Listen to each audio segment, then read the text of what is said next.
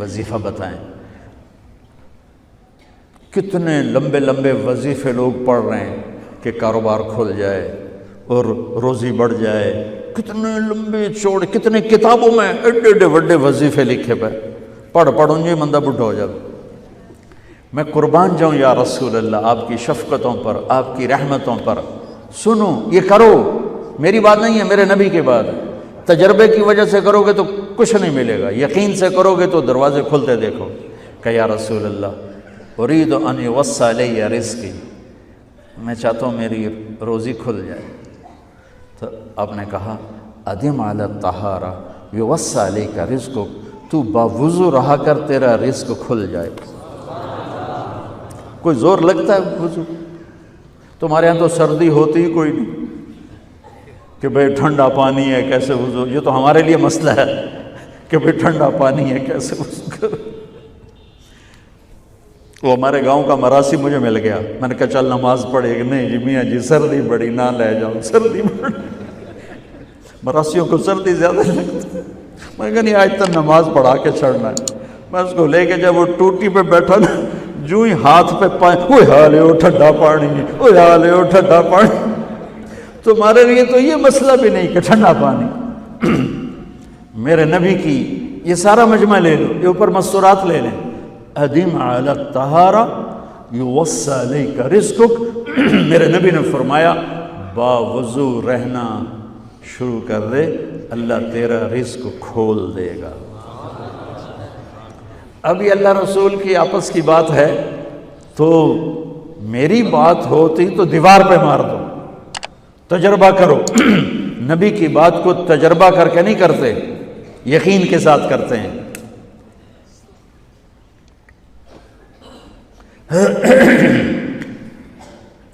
ادم علی الطہارہ یوسع علیک رزقک، باوضو رہا کر۔ اچھا باوضو رہنے کے اور فائدے،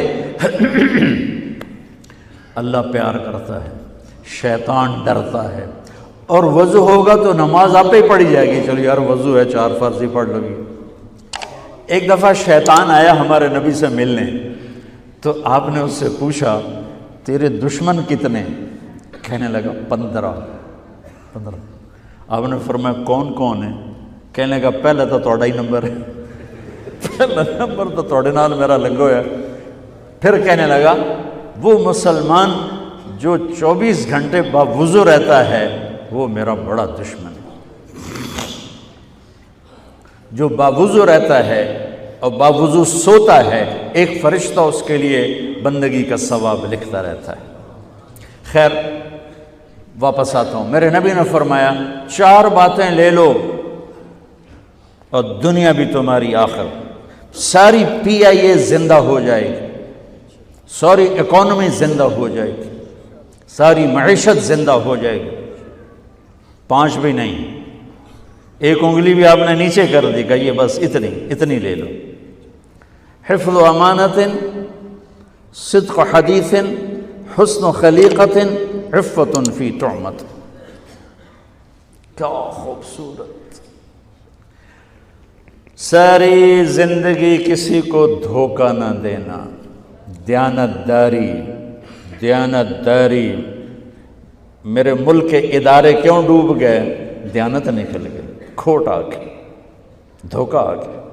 میرے نبی نے کہا حفظ امانت، کبھی امانت میں خیانت نہ کرنا، صدق حدیث، کبھی جھوٹ نہ بولنا، ہمیشہ سچ بولنا۔ میرے نبی نے فرمایا میرا امتی ہر گناہ کر سکتا ہے، 2 نہیں کر سکتا، ایک جھوٹ کبھی نہیں بولے گا، ایک دھوکہ کبھی نہیں دے گا۔ میرے نبی کی 2 صفتیں ہائی لائٹ ہوئیں، صادق اور بولو کیا ہیں؟ کوئی اور بھی تو ہو سکتی تھی، جس سے مشہور کیا، قاب قوسین بھی تو ہے، اور ادنا بھی تو ہے، واللیل بھی تو ہے سیاہ زلفوں والا، والضحیٰ بھی تو ہے روشن چہرے والا۔ کس سے مشہور کیا؟ صادق امین۔ اگر آپ مجھ سے سوال کرو، میں ممبر رسول پہ بیٹھا ہوں کہ مولانا صاحب سارے دین کو 2 لفظوں میں بتاؤ، ساری شریعت کو، تو میرے پاس 2 لفظ ہیں، سچائی اور امانت داری۔ آپ مجھ سے سوال کرو مولانا صاحب ساری دنیا کے کفر کو بتاؤ، تو میرے پاس دو لفظ ہیں، جھوٹ اور دھوکے بازی، جھوٹ اور خیانت۔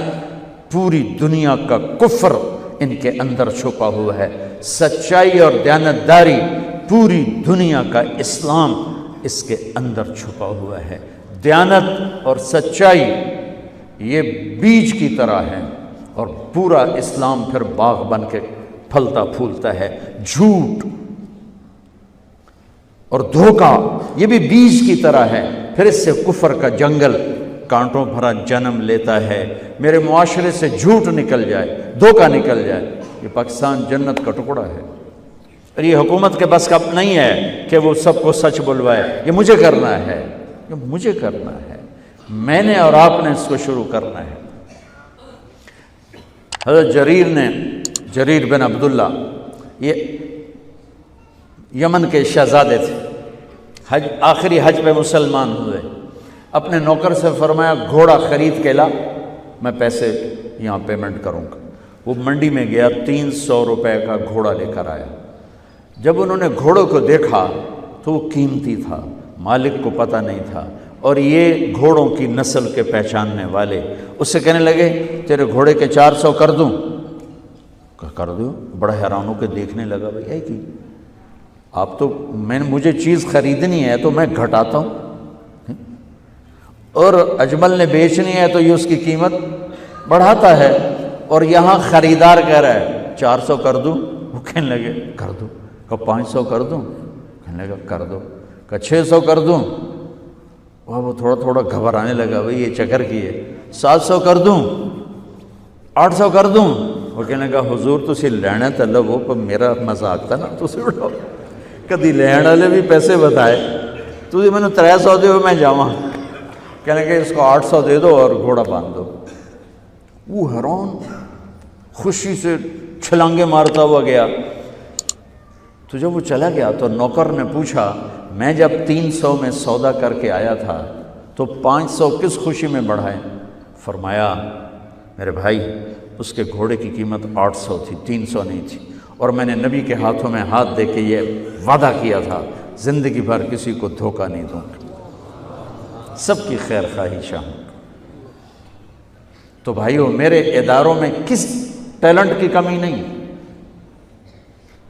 صلاحیتوں کی کمی نہیں، دیانت کی کمی ہے، قوت عمل کی کمی نہیں، سچائی کی کمی ہے۔ حجاج بن یوسف ایک ظالم گورنر گزرا ہے، اس کے خلاف بغاوت ہوئی، وہ ناکام ہو گئی۔ تو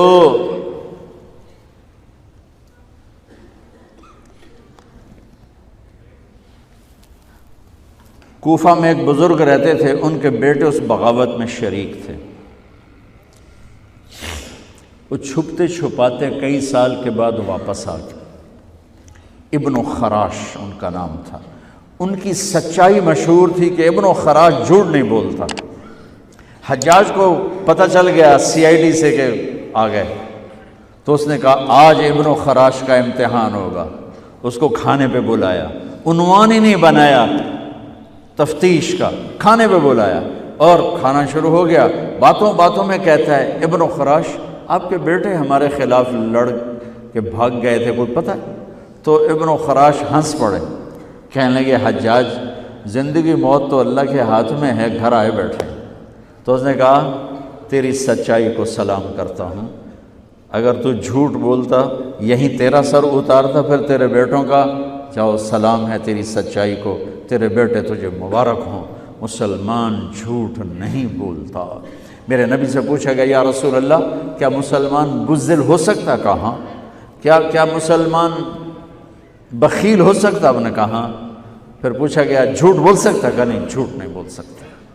تو دو باتیں حدیث پاک کی، صدق و حدیث، حفظ و امانت، یہ دو باتیں زندہ ہو جائیں تمہارے سارے ادارے زندہ ہو جائیں، ہم نقصان سے نکل کر نفع میں آ جائیں گے، نفع میں آ کر اوروں کو دینے والے بن جائیں گے۔ اس ملک میں اتنے خزانے اللہ نے چھپائے ہیں، اور اس ملک میں اتنے اللہ نے استعداد والے لوگ پیدا فرمائے ہیں، صرف دو چیزوں سے ہم مار کھا رہے ہیں۔ ہمارے جو ادارے ڈوب رہے ہیں، وہ گلگت سے لے کر گوادر تک، اس میں وسائل کی کمی نہیں، سچائی کی کمی ہے، دیانتداری کی کمی ہے، اور یہ ریلیٹڈ ہے رب ہونے کے ساتھ کہ ہم نے اللہ کے رب ہونے میں شک کیا تو ہم غلط راہوں پہ چل پڑے۔ رب تو اللہ ہے، دینے